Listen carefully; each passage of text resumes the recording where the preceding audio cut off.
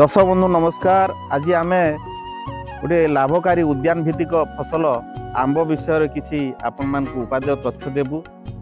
आंब प्रकृति में डिसेम्बर मसरे बौड़ आसी थाए। डिसेम्बर रु आपणकर एप्रिल मास पर्यंत आहार बौड़ आसी थाए। ता पूर्वर आम किसी उपचार करवा। आंब गछर जो मूल अच्छी यही मूल को आम अखा द्वारा घसीबा। अखा द्वारा घसीदेले यही सब छाली सब खोलीज एवं यही जो उई है सब खोलीज। खोलला परे आ उपरे गोटे आम बोड़ तैयार करवा।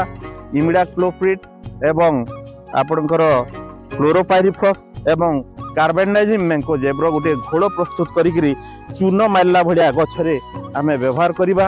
ता सहित आम गछर 3 फुट दूर को आम खाल नाल खोलिबा। नाल खोली सिंगल सुपर फॉस्फेट 500 ग्राम, नाइट्रोजेन 500 ग्राम एवं पोटास 500 ग्राम मिसेकरी समस्त को आम ता चारिपटे देकरी माटी घोड़े देवा। घोड़ेकरी जल सिंचन करवा एवं यही जो गछ तले पत्र अच्छी यही पत्र द्वारा आमर विभिन्न रोग थाए। कहानी भी बाबी थाए। आ द्वारा आकु आम संपूर्ण भाव सफा करवा एवं पोड़ी देवा। ता परवर्ती समय रे जेते बेले बौड़ आसीबो सेही समय रे आपण माने इमिडाक्लोप्रिड आपणकर 70% WG गोटे पाउडर फॉर्म रे आसे, ग्रानुअल फॉर्म रे आसे। ताकू आम 15 लिटर रे 4 ग्राम मिसेबा एवं पत्र रे सिंचन करवा। ता परवर्ती समय देखिए डाहाणी जो नष्ट कर दौची आंब फूल एभली जो सुखी पड़ुची एवं ए पत्र रे जो गोटे स्पॉट आसुची यही स्पॉट आउ आसबनी। यह आंब डाहाणी सुसिकी खाई।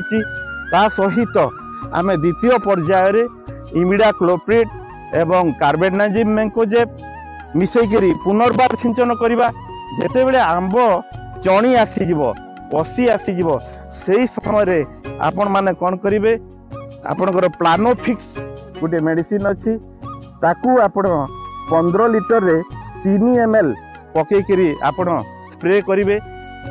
तेबे जाई आपणकर जो चणीटी आउ झड़िबो नाही।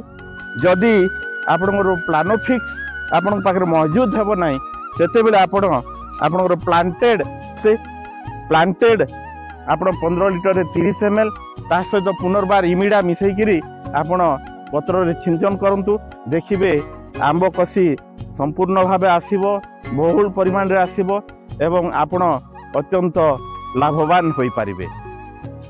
एई गछ गुडाक रे भी से भली मरा जाईची। ए गछ रे मध्य आमे पूर्व वर्ष गुडाक रे एई गछ रे आमे सेते परिमाण रो मेडिसिन व्यवहार कर नथिलु, किंतु ए वर्ष आमे मेडिसिन व्यवहार करछुंती। आपण देखि पारुथिबे मु एटे बसिची प्राय 2 फुट उच्चरे कि भली आंब फड़ी आपण देखि पारुथिबे। एठी मेडिसिन व्यवहार कराई।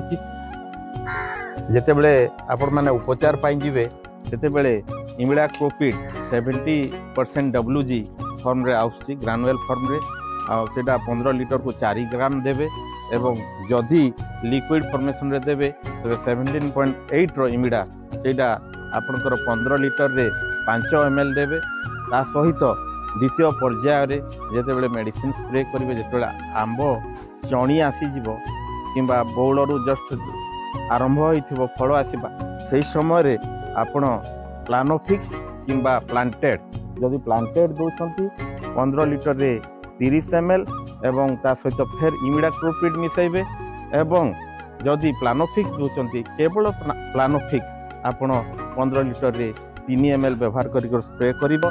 जदि आपणकर कुहुड़ी पाग आसीबो पुनर्बार से परिमाण रे आपण से प्लांटेड किंबा प्लानोफिक्स एवं ग्रानुअल फॉर्म रे जो आसे हमर इमिडाक्लोप्रिड 15 लिटर रे 4 ग्राम एवं प्लांटेड हेडे 30 ml पुनर्बार सिंचन करिवे। एभली करिदे निश्चय आपण माने लाभवान हेबे एवं प्रचुर आंब फळै पारिबे।